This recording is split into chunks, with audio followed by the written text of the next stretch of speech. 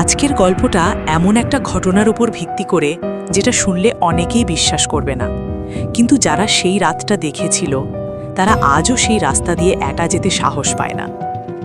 ঘটনাটা ঘটেছিল এক নির্জন পাহাড়ি রাস্তায়। শহর থেকে একটু দূরে একটা পুরনো বাস স্ট্যান্ড আছে। দিনের বেলা সেখানে অনেক ভিড় থাকে, কিন্তু রাত হলেই জায়গাটা অদ্ভুতভাবে ফাঁকা হয়ে যায়। কারণ লোকজন বলে রাত 12টার পর সেখানে একটা বাস আসে, যেটা আসার কথা নয়।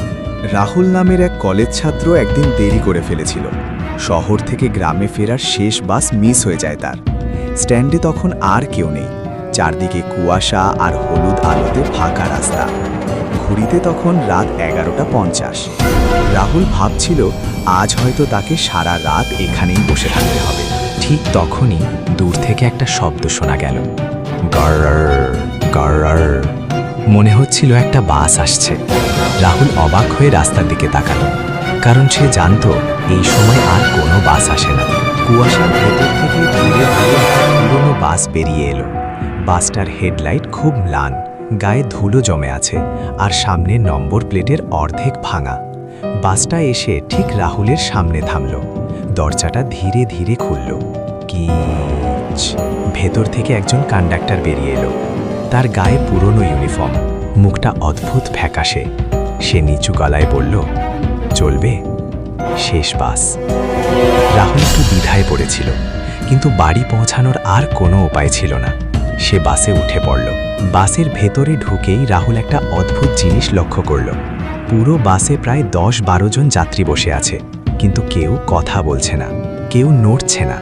সবাই শুধু সামনে তাকিয়ে বসে আছে, একদম স্থির। রাহুল একটা সিটে বসে পড়ল। তার পাশের লোকটার দিকে তাকিয়ে বলল, ভাই, এই বাসটা কোথায় যাবে? কোনো উত্তর এলো না। লোকটা নড়লও না। রাহুল ভাবল হয়তো লোকটা ঘুমাচ্ছে। বাসটা চলতে শুরু করল। রাস্তার দুই পাশে শুধু অন্ধকার জঙ্গল।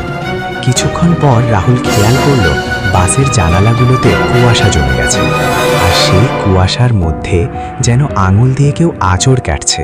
রাহুল হাত দিয়ে জানালাটা মুছল, আর তারপর যা দেখল, রাস্তার পাশে দাঁড়িয়ে আছে কয়েকজন মানুষ।